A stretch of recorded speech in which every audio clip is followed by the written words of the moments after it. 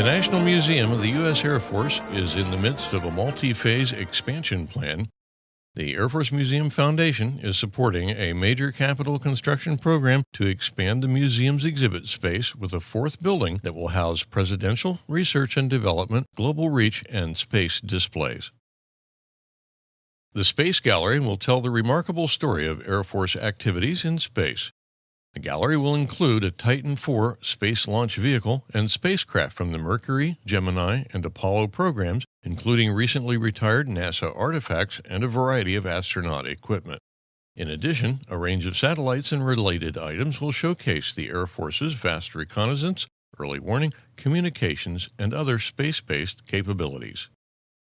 A major exhibit component of the Space Gallery will be NASA's Crew Compartment Trainer, or CCT, a highly accurate representation of a Space Shuttle orbiter crew station that was used primarily for on-orbit crew training and engineering evaluations. The museum is the repository for Air Force aircraft that have been retired from the presidential aircraft fleet. Currently, the museum's presidential aircraft are on display in an auxiliary hangar 1 mile from the main museum complex on a controlled access portion of Wright-Patterson Air Force Base.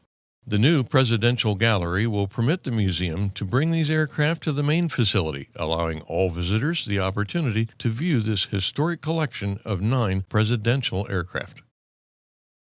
A key airframe in the Presidential Gallery will be SAM 26000, the Boeing VC-137C used by President Kennedy, and the aircraft in which Vice President Lyndon B. Johnson was sworn in after Kennedy's assassination.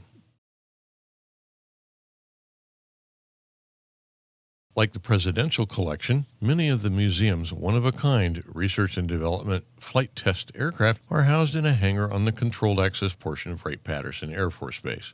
Moving significant aircraft such as the XB-70 Valkyrie, the X-1B, and the flying saucer-like Avrocar to the main complex will provide more visitors access to this collection than ever before. The Research and Development Gallery will center on the XB-70, one of the world's most exotic airplanes.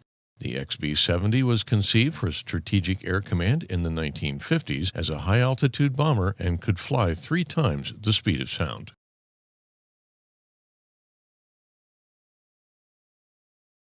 An important element of Air Force history will be told in the Global Reach Gallery. Providing airlift and refueling remains a key mission of the U.S. Air Force. The Global Reach Gallery will give the opportunity to house large aircraft currently in the museum's collection, such as the C-141 Hanoi Taxi and a C-130E that participated in an Air Force cross mission during the Southeast Asia War. The Global Reach Gallery will display the C-141 Hanoi Taxi, the aircraft that airlifted the first American prisoners of war to freedom from Hanoi, North Vietnam, on February 12, 1973.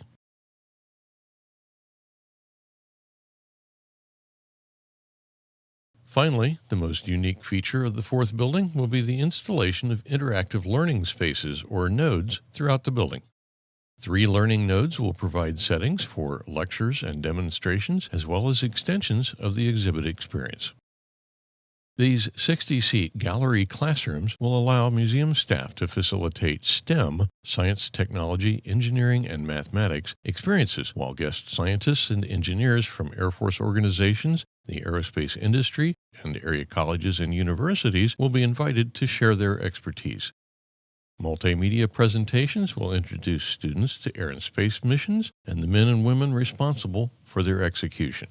When the nodes are not in use for scheduled programs, multimedia presentations will captivate public audiences. Current plans call for construction of the fourth building to begin in 2014 and for it to initially open to the public in 2015. At that time, the museum will continue to populate the new building until all exhibits are completed. For information on the expansion project, visit nationalmuseum.af.mil/expansion.asp.